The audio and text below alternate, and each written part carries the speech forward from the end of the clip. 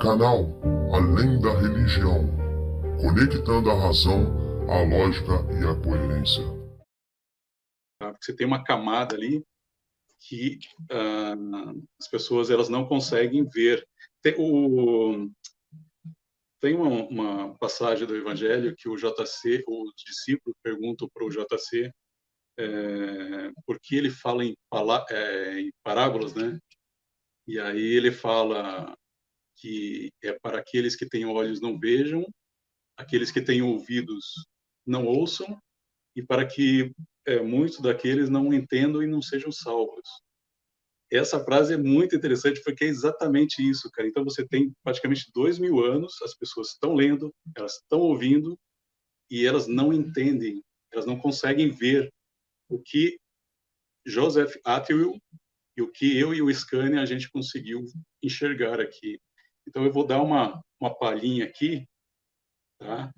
Eu vou utilizar o famoso milagre da multiplicação dos pães e peixes, né? Que você encontra esse daí nos filmes, né? Isso é muito utilizado nos filmes, né? E todo mundo fica maravilhado, né? Então eu vou mostrar o que está por trás disso. A história não tem nada a ver com milagre, tá? Um dos milagres famosos de Jesus é a multiplicação dos pães e peixes. Porém, o que as pessoas não percebem é que não existe um milagre, mas uma pista e uma piada sobre quem é o JC e quem são os discípulos nessa cena. Na verdade, Jesus ele está alimentando 5.000 soldados romanos e não o povo judeu de uma cidade. Tá? Então, eu vou explicar isso aqui. Eu quero que você leia para o pessoal acompanhar e eles vão ter a mesma interpretação que sempre tiveram. E aí eu vou mostrar o que tem por trás desse texto. Tá? Coloca lá para baixo. Lá. Essa passagem aí, o pessoal vai encontrar na versão King James, tá? Só para avisar. Porque quanto mais avançados são os evangelhos, tipo Ferreira, vários outros, e os autores eles modificam tanto que perde o sentido, tá? Então, se alguém for querer procurar essa passagem, tem que pegar a versão King James. Então, vai lá no primeiro item lá, tá? Leia a passagem inteira aí. Vamos lá. Deixa eu pegar esse aqui só para dar entrar, ô Francis, para ficar maneiro. Eu já... tu já falou, né? Eu já mencionei então, vamos isso lá. aí. E agora que o dia estava passando, seus discípulos chegaram a ele e disseram o seguinte: este é um lugar deserto e agora o tempo já passou. Manda-os embora, para que entrem no campo e nas aldeias e o comprem pão para si mesmos, porque nada têm para comer. Segunda.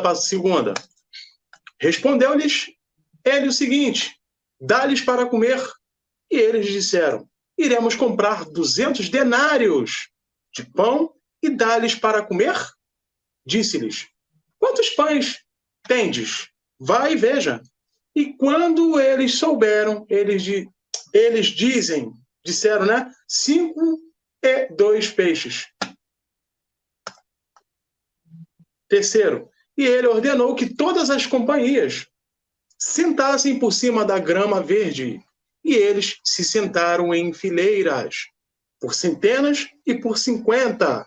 E tomando os 5 pães e os 2 peixes, olhou para o céu, abençoou e fechou os pães, e o entregou aos seus discípulos para colocar diante deles. E os 2 peixes o dividiram entre todos.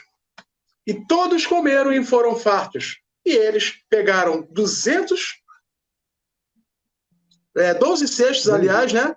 Cheios dos fragmentos e dos peixes. 4.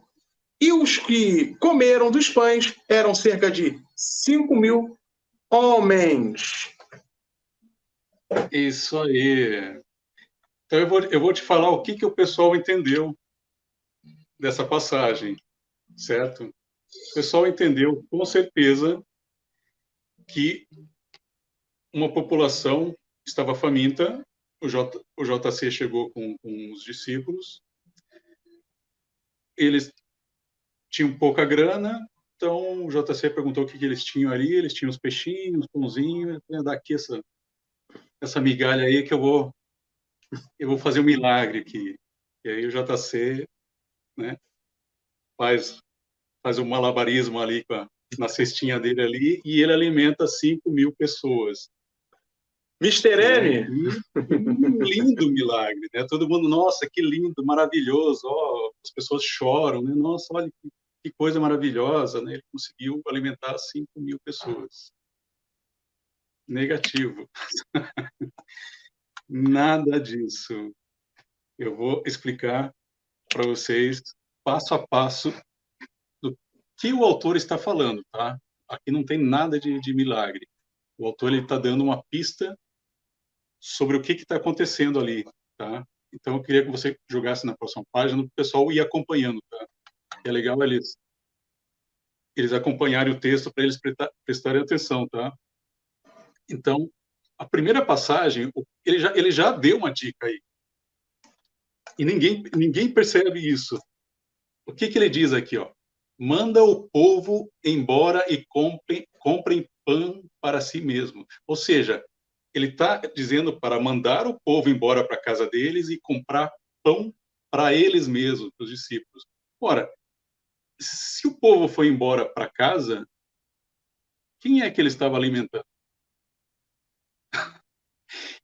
Já começa aí. Tá? O autor já começa a fazer a brincadeira e ninguém consegue perceber isso. Tá? Então, olha, então não são, já começa por aí, não são o povo que está sendo alimentado. Então a gente vai prosseguir, vamos lá para frente, vamos para a próxima página. Que já não faria sentido nenhum isso, né? Exatamente. Aqui é muito interessante, tá? Para descobrir isso, tá?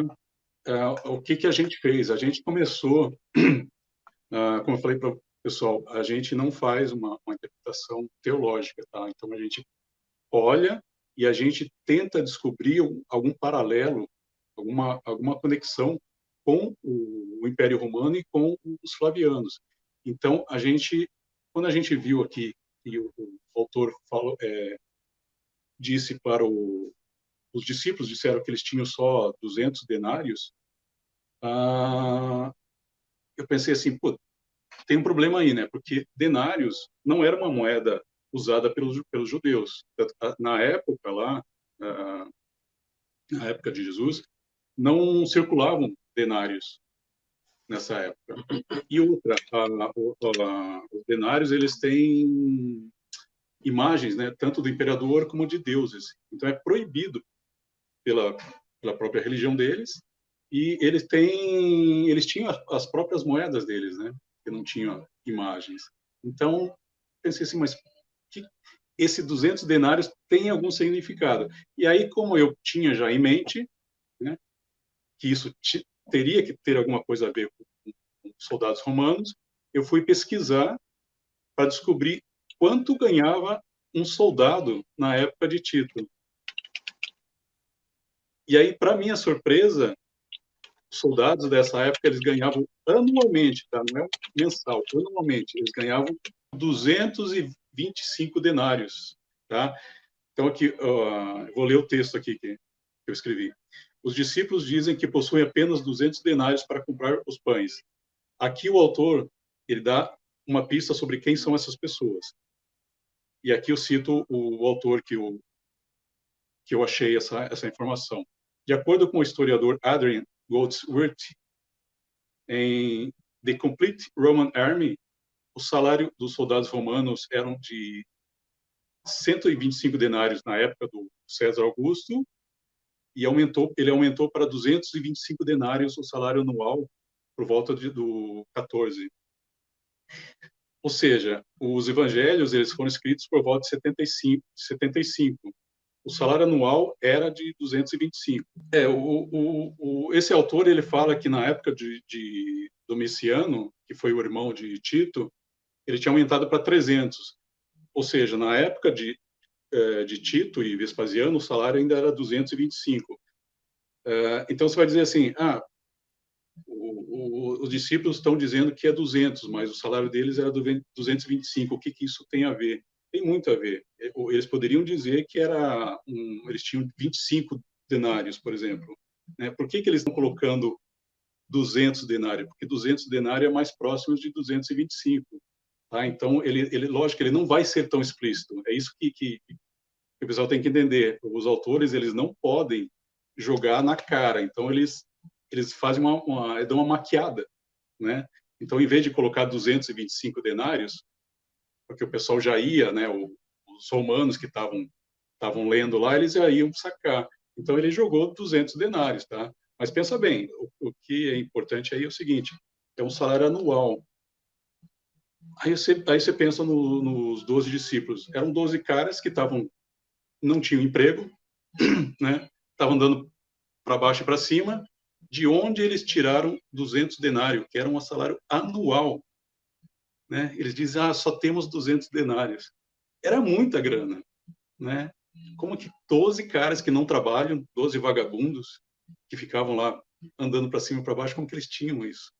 Então, o autor ele já está identificando aqui quem eram esse povo.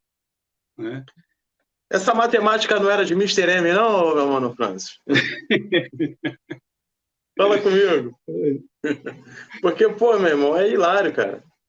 Como é que pode um negócio desse? Jesus Cristo que veio montado num burrinho, feio pra caramba, meu mano. No burrinho do Alexandre o Grande, como isso? Agora, essa parte, queria que você colocasse no item 3, essa parte acho que é o que aponta mais e elucida o que o autor está querendo dizer. Na passagem lá em cima que o Alexandre passou, ele diz que eles fizeram fileiras de 100, de 150. Né? Jesus pede para as companhias e não a população se sentarem na grama em fileiras de 150. Companhias ele está falando de militares, né? Companhias tem a ver com militar. E aí eu pesquisei no livro desse Peter Connolly, e aí ele explica como que era essa divisão, né, dos séculos. Ele vai explicando, né, que um século tem aproximadamente 100 homens, e ele explica isso. Então, ou seja, ele já está colocando, ele está dando uma pista maior aí, né, que ele está se referindo a legiões romanas e não ao povo, né, porque o povo, lembra, no início, eles já estavam lá em casa, né? Jesus mandou eles embora, vão embora para suas casas, seus chatos, né? Então, ou seja, o povo estava em casa. Então, quem eram essas companhias? Quem era esse pessoal que Jesus ia alimentar? Então, ele já está apresentando aqui que era uma legião romana, né? Agora, eu quero que você mostre como eram essas fileiras de 150. Próxima página. Aí está Jesus e as pessoas fazendo fileiras de 150. Então, porque, veja bem, se ele tinha 12 discípulos ali, por que ele não pediu para fazer 12 fileiras, já que eles estavam distribuindo? Por que ele pediu para fazer fileiras de 150? Porque ele estava querendo dar uma pista. Né? Então, você só consegue descobrir todas essas pistas que o autor está dando quando você sabe qual é o objetivo, quando você sabe do que o autor está falando. Tá? Eu enxergo isso como um quebra-cabeça. Né? O quebra-cabeça que você vai montar, se você não tem a imagem do quebra-cabeça, fica difícil para você começar a montar. Mas a partir do momento que você tem a imagem, você sabe que você vai montar, fica mais fácil para você pegar as peças e ir montando. Então, os evangelhos é isso, cara. E a gente, justamente por ter acreditado no Joseph Atwill, a gente conseguiu perceber essas pequenas pistas, né? Do contrário, você não consegue ver.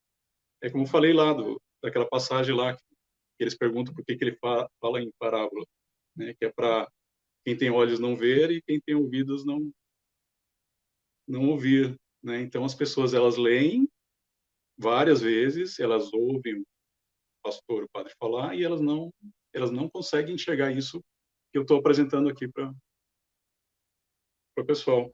E aí, agora, para finalizar com chave de ouro, o que ele fala aqui? Ele fala aqui que o número de alimentados são de 5.000 homens. 5.000 homens era a composição dos exércitos, das legiões. Era entre 5.000 e 6.000 homens, geralmente. Então, você tinha determinados períodos, você tinha uma composição diferente, mas geralmente era aproximadamente 5.000 homens. Então, aqui, por que não são 10.000? Por que não são 500? Por que não são 200? Por que são 5.000? Tá? Ele não jogou esse número aleatoriamente. Ele tinha um objetivo. Ele já deu pista lá em cima. Né? Ele já veio dando pista. Ele já falou do salário dos soldados, que era 225 denários. Ele já mostrou que eles estavam fazendo fileiras de 150, como uma composição de um exército romano. Então, ele finaliza aqui dizendo que eles eram 5.000 homens. Agora, uma coisa interessante, que aí você vai encontrar só em Mateus, que ele fala assim, ó, depois partiu os pães em pedaços e deu-os aos discípulos, para que os levassem à multidão, os soldados. Todos comeram até ficar satisfeitos. E quando as sobras foram recolhidas, enchiam 12 cestos. Nesse dia, a multidão era de uns 5.000 homens, aproximadamente, não falando em mulheres e crianças. Ou seja, dane-se as mulheres e as criancinhas. Ele estava pouca bosta rasgando. Aí você vai pensar assim, puta, que cara mais sacana, meu. Alimentou só homens e as mulheres, a criança, ele deu o pé na... Né? Não, ele estava alimentando só homens porque ele está falando do exército romano, ele não está falando da população, a população estava em casa, né? Ele mandou embora para casa. Então, os homens, a população que ele estava alimentando era o exército romano. Tá? Então, aí você percebe, nessa passagem, eu trouxe essa passagem, joga uma tela para baixo aqui, que eu fiz uma referência aqui, de uma legião romana. Então, veja aqui, ó. Companhias é um tipo de unidade militar comandada por um capitão. Normalmente está dividido em dois ou mais pelotões, com várias companhias. Então, quando ele fala das companhias, ele não fala para as pessoas, ele fala as companhias se sentarem e fazerem fileiras. Ou seja, companhias tem a ver com o exército. E aí, se você vai procurar em outras Bíblias mais recentes, eles tiram essa palavra. Então, você começa a perder. Aí eu não sei se o autor ele também já teve essa visão e limou isso, ou ele não entendeu e tirou essas palavras. Então, se você pega na Ferreira e outros, né, ele é diferente. Então, para entender isso aí, você tem que estar na versão King James. Aí, coloca lá de novo lá. Ó. Aí você tem, ó, o segundo item aqui, ó. 200 denários, 225 é praticamente a mesma coisa. É um salário anual de um soldado romano. Fileiras de 150, a formação das legiões. 5.000 homens, a quantidade de soldados que formavam a legião romana. Tá? Então, pessoal, é isso que o autor está se referindo. Então, quando a gente começou a falar dos flavianos e as conexões, exatamente isso que a gente está apontando, tá? Então, tudo tem a ver com os flavianos.